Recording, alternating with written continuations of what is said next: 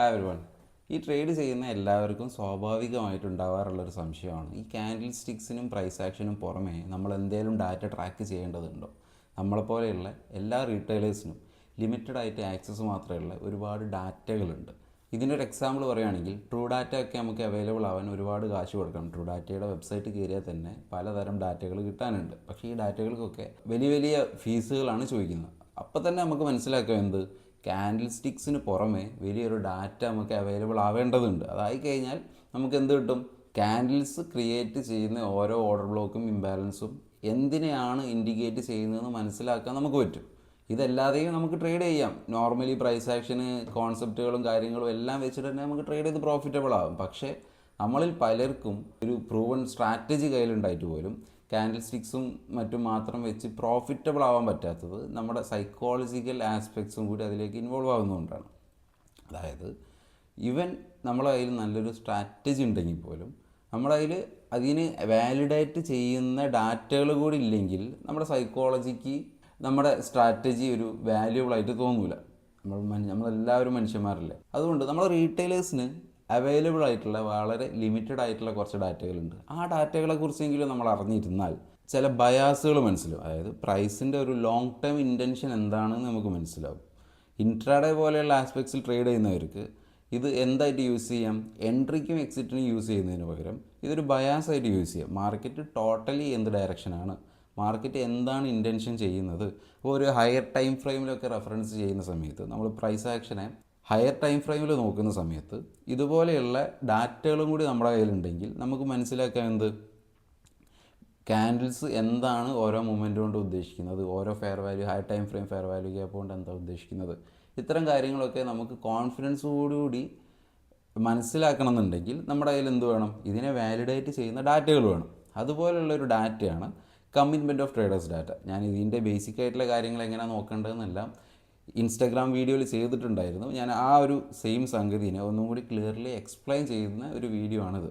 Larry വില്യംസിൻ്റെ ബുക്കുകളെ കുറിച്ച് പറയുന്നതിന് മുമ്പ്, ലാരി വില്യംസ് ടെക്നിക്കൽ അനാലിസിസിൽ നിങ്ങൾ ആരെങ്കിലും വേറെ എന്തെങ്കിലും കോൺസെപ്റ്റ് യൂസ് ചെയ്യുന്ന പല കോൺസെപ്റ്റുകൾ യൂസ് ചെയ്ത് ട്രേഡ് ചെയ്യുന്ന ആളുകളുണ്ടാവും. പക്ഷേ trust me on these, Larry വില്യംസിനെക്കാളും ബെറ്ററായിട്ട് ടെക്നിക്കൽ അനാലിസിസിനെ കുറിച്ച് എക്സ്പ്ലെയിൻ ചെയ്യുന്നൊരു വ്യക്തിനെ ഐ ഡോണ്ട് നോ, ഉണ്ടായേക്കാം. പക്ഷെ എനിക്കറിയില്ല. കാരണം ഞാൻ ഫോളോ ചെയ്ത എല്ലാ മെത്തേഡുകളും ലാരി വില്യംസ് പ്രൂവൺ ആണെന്ന് പറഞ്ഞ് എക്സ്പ്ലെയിൻ ചെയ്തിട്ടുള്ള മെത്തേഡുകളിലേക്ക് നമ്മുടെ ICT കോൺസെപ്റ്റുകളും കൂടി ഇൻവോൾവ് ചെയ്യുന്നുണ്ട്. ICT ഹിംസെൽഫ് വൺസ് പറഞ്ഞിട്ടുണ്ട്, ആളുടെ എല്ലാ മെത്തേഡുകളും ഡിറൈവ് ചെയ്തത് ലാരി വില്യംസ് എന്നാണ്. സോ ലാരി വില്യംസിൻ്റെ ബുക്കുകൾ വായിക്കാൻ വേണ്ടി ശ്രമിക്കുക. ആളുടെ ബുക്കിൽ റാൻഡമിലി ഒരു കാര്യം പറയുന്നതിന് പകരം ചെയ്തിരിക്കുന്ന സ്ട്രാറ്റജിയുടെ അല്ലെങ്കിൽ മെത്തേഡിൻ്റെ പ്രൂവൺ ഡാറ്റ, ബാക്ക് ടെസ്റ്റ് ചെയ്ത റിസൾട്ട്, ട്രേഡ് ചെയ്ത റിസൾട്ട് അടക്കം ആൾ ആ ബുക്കിൽ നമുക്ക് തരാറുണ്ട്. സോ നമുക്ക് ആളുടെ മെത്തേഡുകളെ ക്ലിയർലി വിശ്വസിക്കാൻ പറ്റും.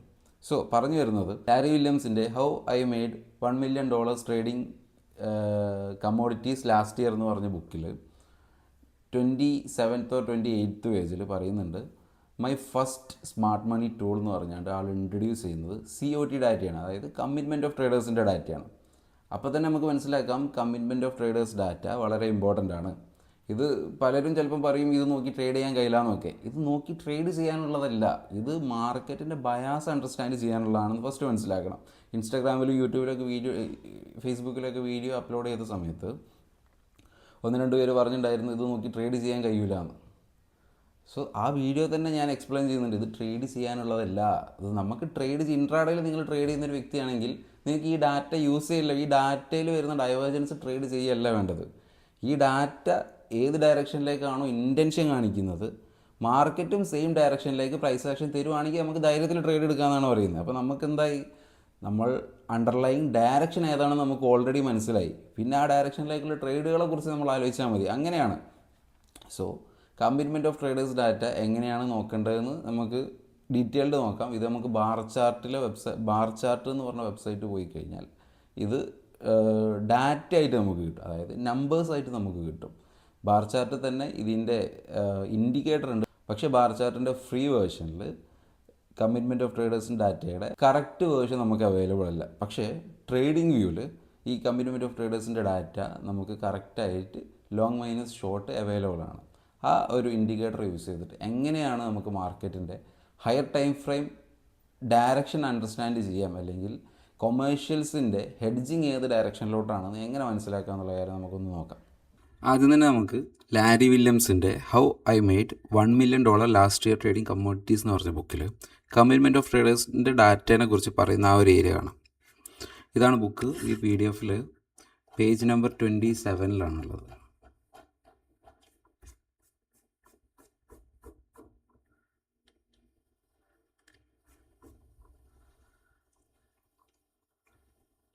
Chapter 4 my $1 million fundamental systems എന്ന് പറഞ്ഞിട്ടുള്ള ഈ ചാപ്റ്ററിലാണ് പേജ് നമ്പർ 27-ൽ ഇവിടെ കാണാം മൈ $1 million ടൂൾസ്. ഇതിൽ പറയുന്നത് my first smart money tool എന്ന് പറഞ്ഞാൽ ഇൻട്രൊഡ്യൂസ് ചെയ്യുന്നത് commitment of traders in commodity futures എന്ന് പറഞ്ഞിട്ടുള്ള ഈ ഡാറ്റ. അപ്പോൾ ഈ ഒരു ഡാറ്റ എങ്ങനെ അനലൈസ് ചെയ്യാം എന്നുള്ളതാണ് ഏറ്റവും ഫസ്റ്റ് ലാരി വില്യംസ് നമ്മളടുത്ത് ഇൻട്രൊഡ്യൂസ് ചെയ്തേക്കുന്നത്. ലാരി വില്യംസ് ആണ് ഇൻട്രൊഡ്യൂസ് ചെയ്തത്, ഞാനല്ല. സോ ഈ ഒരു ഡാറ്റ നമുക്ക് ഓൺലൈനിൽ എങ്ങനെ നോക്കാം? ഗൂഗിൾ എടുക്കുക, COT എന്ന് ടൈപ്പ് ചെയ്യുക.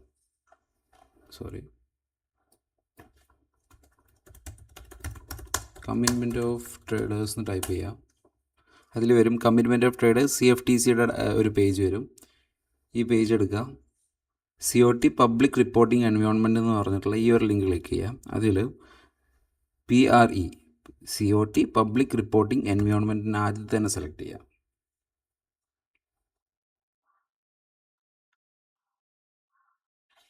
അപ്പോൾ നമുക്ക് ഇതുപോലെയുള്ള കുറച്ച് ലിങ്കുകൾ വരും. ലെഗസി ഫ്യൂച്ചേഴ്സ്, ലെഗസി കമ്പൈൻഡ് എന്ന് പറയുമ്പോൾ ഫ്യൂച്ചേഴ്സ് ആൻഡ് ഓപ്ഷൻസ് രണ്ടും കൂടി കമ്പൈൻഡ് ആയിട്ടുള്ളതാണ്. TFF കമ്പൈൻഡ് റിപ്പോർട്ട് ഇതൊന്നും നമുക്ക് ആവശ്യമില്ല.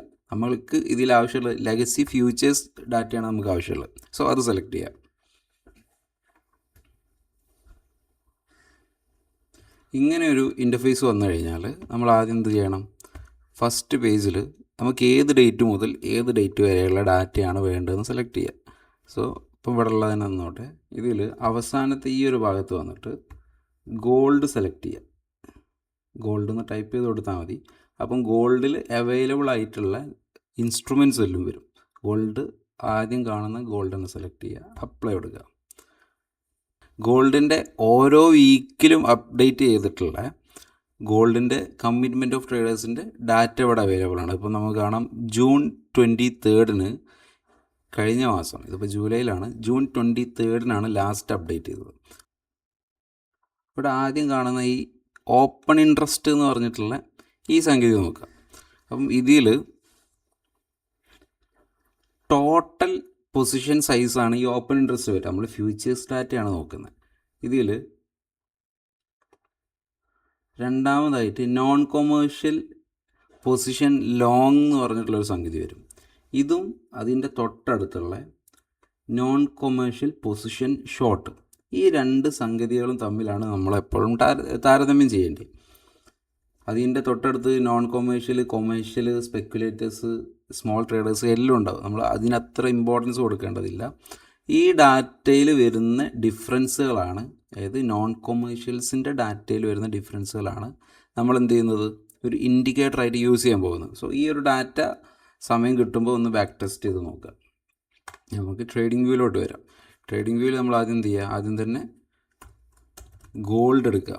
ഗോൾഡിൽ ഫ്യൂച്ചേഴ്സ് സെലക്ട് ചെയ്യുക. ഗോൾഡിൻ്റെ ഫ്യൂച്ചേഴ്സ് എന്ന് പറയുമ്പം നമ്മൾ MCX ഒന്നും എടുക്കരുത്, ഇന്ത്യൻ മാർക്കറ്റ് ഒന്നും എടുക്കരുത്, CME മാർക്കറ്റോ നൈസോ കോംഡെക്സോ ഏതെങ്കിലും എടുക്കണം.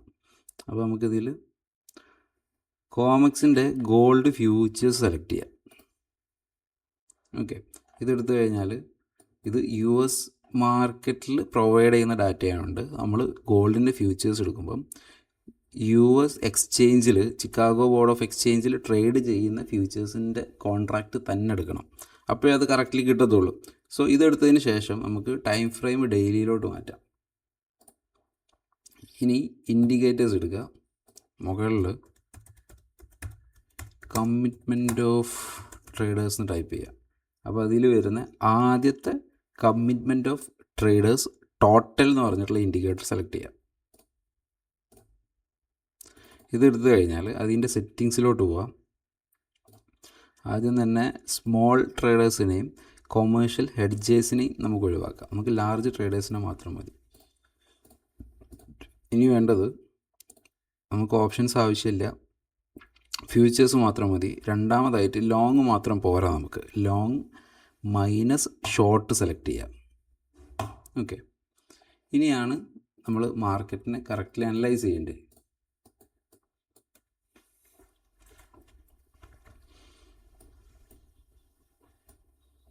നമുക്ക് ഒരു ചെറിയൊരു സോണിൽ നോക്കാം. ഗോൾഡ് ബുള്ളിഷ് ആയിക്കൊണ്ടിരിക്കുന്നു. കമ്മിറ്റ്മെൻറ്റ് ഓഫ് ട്രേഡേഴ്സ് ഡാറ്റയും ബുള്ളിഷ് ആയിരുന്നു. ബട്ട്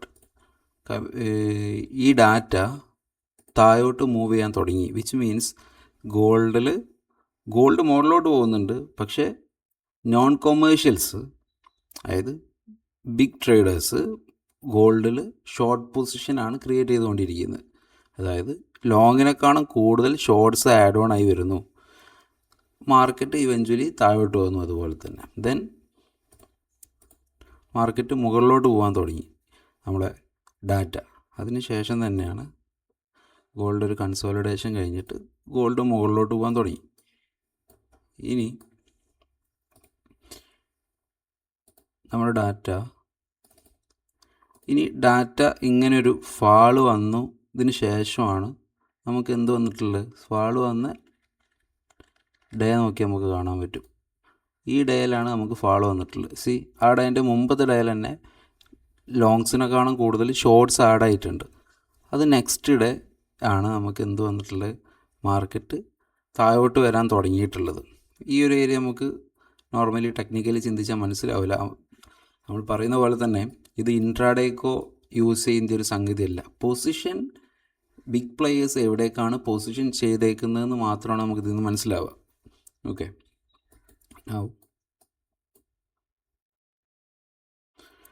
മാർക്കറ്റ് ഇതിന് ശേഷം ഈ ഫാളിന് ശേഷം ഇത്രയും മുകളിലോട്ട് പോയിട്ടും നമ്മുടെ ഡാറ്റ ഇത്തിരി പോലും മുകളിലോട്ട് പോയിട്ടില്ല. വിച്ച് മീൻസ് മാർക്കറ്റ് മുകളിലോട്ട് പോകുന്നുണ്ട്, പക്ഷേ ബിഗ് പ്ലെയേഴ്സ് ഇപ്പോഴും പൊസിഷൻ ലോങ് ആഡ് ചെയ്യുന്നില്ല.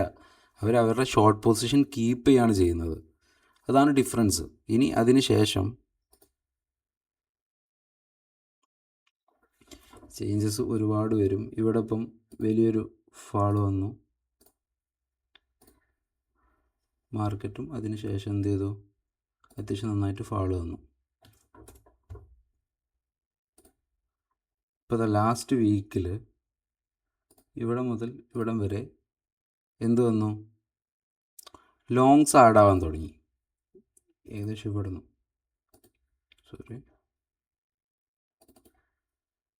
ഇവിടേക്ക് എത്തിയപ്പം ലോങ്സ് ആഡ് ആവാൻ തുടങ്ങി. ലോങ്സ് ആഡ് ആവാൻ തുടങ്ങിയ ഉടനെ തന്നെ മാർക്കറ്റ് മുകളിലോട്ട് പോകുന്നില്ല. മുകളിലോട്ട് പോകുന്നതിന് മുമ്പ് മാർക്കറ്റിന് ആവശ്യമായിട്ടുള്ള ലിക്വിഡിറ്റി ജനറേറ്റ് ചെയ്യും. സോ ഇവിടെ ഒരു റിലേറ്റീവ് ഈക്വൽ, ഇവിടെ നമ്മൾ നോക്കുകയാണെങ്കിൽ റിലേറ്റീവ് ഈക്വൽ ലോസ് ക്രിയേറ്റ് ചെയ്തു, അത് വന്ന് അറ്റാക്ക് ചെയ്തു. ദെനിപ്പോൾ മുകളിലോട്ട് ലാസ്റ്റ് വീക്കിൽ മാർക്കറ്റ് മുകളിലോട്ട് പോകാൻ തുടങ്ങി. ഇതുപോലെ നമുക്ക് ഇനിയിപ്പോൾ നമുക്ക് എന്ത് ചെയ്യാം, ഇനി നമുക്ക് ട്രേഡ് ചെയ്യുമ്പം വേണമെങ്കിൽ ഫെയർ വാല്യൂ ഗ്യാപ്പുകളായി ഇൻവേർട്ടഡ് ഫെയർ വാല്യൂ ഗ്യാപ്പുകളായിട്ടും ബുള്ളിഷ് ഫെയർ വാല്യൂ ഗ്യാപ്പുകളായിട്ടും കൺസിഡർ ചെയ്യാം. ഇതുപോലെയാണ് നമ്മൾ ഈ ഡാറ്റേനെ യൂസ് ചെയ്യേണ്ടത്. അല്ലാതെ ഇൻട്രാഡേക്ക് യൂസ് ചെയ്യുക എന്നുള്ളൊരു ഐഡിയ പാടില്ല. നമ്മൾ മാർക്കറ്റിൻ്റെ ഇൻറ്റൻഷൻ എന്താണെന്ന് മനസ്സിലാക്കാനാണ് ഈ സംഗതി നോക്കേണ്ടി. സോ ഈ ഒരു ഡാറ്റ ട്രേഡിംഗ് വ്യൂവിൽ അവൈലബിൾ ആയത് വളരെ ഹെൽപ്ഫുള്ളാണ്. ഈ ഒരു ഇൻഡിക്കേറ്റർ സ്പെഷ്യലി യൂസ് ചെയ്യാൻ പഠിക്കുക, COT എന്ന് പറഞ്ഞിട്ടുള്ള ഈ ഇൻഡിക്കേറ്റർ.